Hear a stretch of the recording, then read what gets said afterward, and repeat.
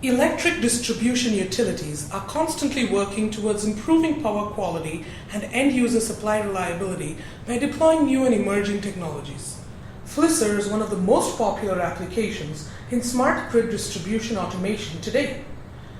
Jose Thomas is Vice President of Product Management at Kalkitech and is responsible for Kalkitech's flagship product line. He's here today to share some useful insights on the potential of Flisser technology. Flisser is a very important optimization component as far as distribution management systems are concerned. And if you expand it like this, fault, location identification and service restoration. It's also referred as FPIR in certain parts of the world. So ideally, Flisser has three functions in it. One is obviously the fault identification part and isolating the faulted sections. And third part is the final restoration, like once the fault is repaired and so you restore back the supply to the affected customers. So ideally, Flisser is a component which really helps a lot on outage management, wherein it can considerably bring down the outage time and improve customer satisfaction. And the other one is to bring back some lost revenues to the utility.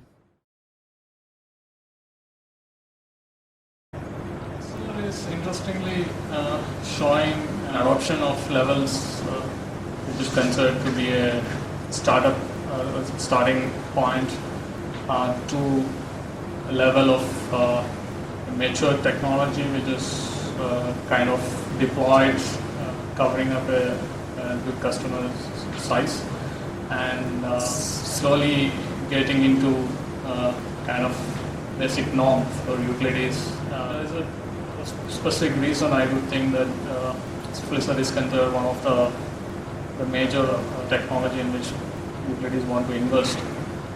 It's because of very clearly the return on investment that it's very evident. And utilities with even with a small pilot deployment can really figure out what are the tangible and intangible benefits that they're going to get out from deploying Flisser. That's from its very early stage. It has been really mature in terms of technology and in terms of what is capable of, and in a way like the advancements that has happened in the smart grid space in terms of the last mile communication has really helped a lot in terms of reporting the faults as quick as possible and with the kind of using kind of existing infrastructure which is set for reading other sensors and especially the smart meters improves the overall availability of communication. In my opinion, there's going to be two key challenges in the deployment of Flisser. One is obviously the communication technology that is required in terms of reading from all this fault passage indicators and then bringing that data to a Flisser control logic. So obviously there are multiple options out there and which one is the right option. There are various challenges in terms of powering of the sensors, whether it has to be battery powered or you can power it from the line. And if it has to be battery powered, then what is the life of battery and like what is the kind of duty cycle. One of the major costs as far as Flisser deployment is concerned is the cost of replacing or servicing the batteries that are deployed as part of the FPIs. Even though the batteries with comes like 5-year or 10-year lifespan, but then there's a point at which this needs to be replaced. So some of the new technologies that really doesn't use battery at all.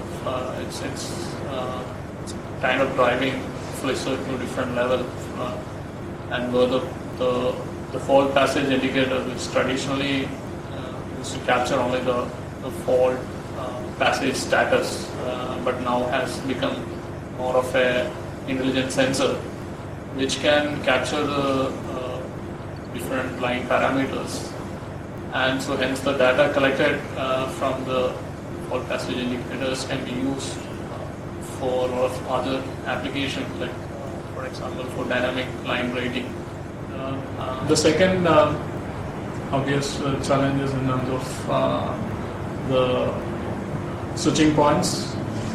So most of the switching points in a traditional distribution network is not automated, or in terms of it is not capable of performing switching functions remotely.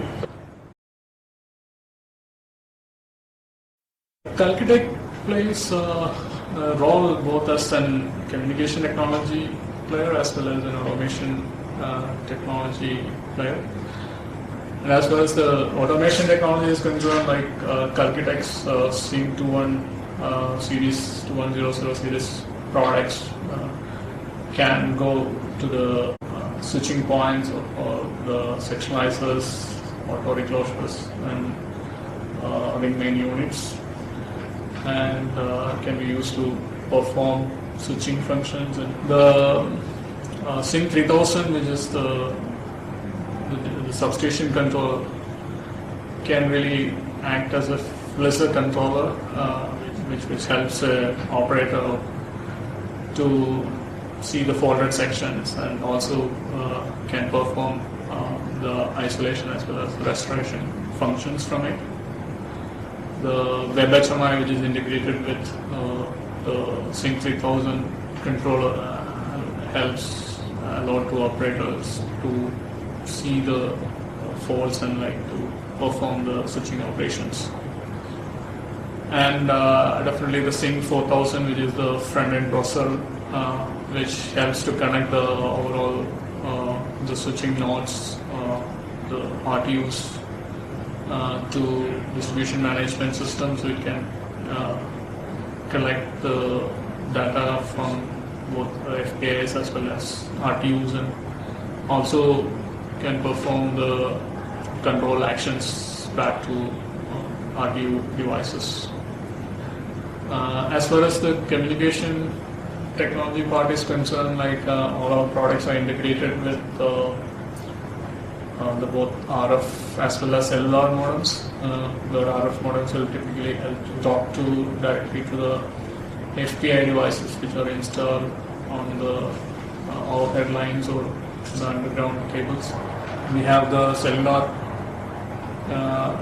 devices with cellular modems which are also integrated to the RTUs, which helps to talk to the remote control center. And also we have Ethernet port which can connect to a wide area network router in case there is a wide area network interface which is available. So ideally Kalkitech plays both the roles in terms of bringing both automation and communication technologies together, which is very critical for a Flisser kind of application.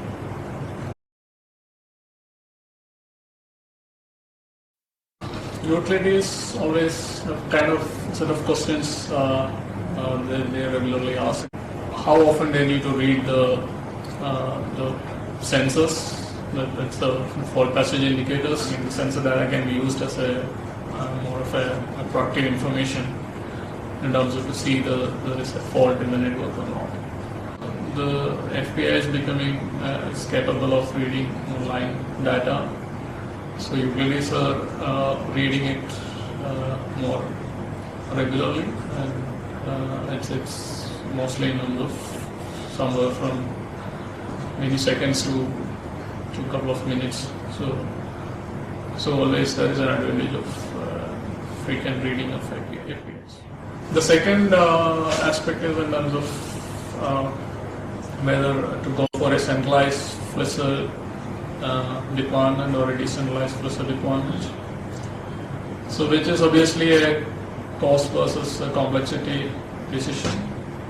So as far as a centralized approach is concerned, with the distributed energy resources and battery storage and everything coming up, and the network being more of a mesh in nature compared to traditional radial networks, the centralized approach is becoming more complex to handle for the operators. Slowly, utilities are coming up with pilot deployments for a decentralized Flisser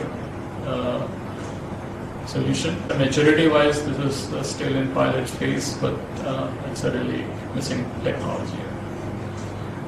And the last point that I just want to mention is another of the communication technology which you use to communicate with the FPIs. So obviously there are multiple options that exist. A lot of deployments that has happened in the smart grid last mile technologies, like an RF mesh network or an RF star network using the free ISM bands. Is promising in terms of connecting all this FPI nodes to nearby field area router and then to the substation controller. There have been a lot of promising stuff happening, and there's few technologies that obviously the utilities can look at in implementing a successful Flisser application.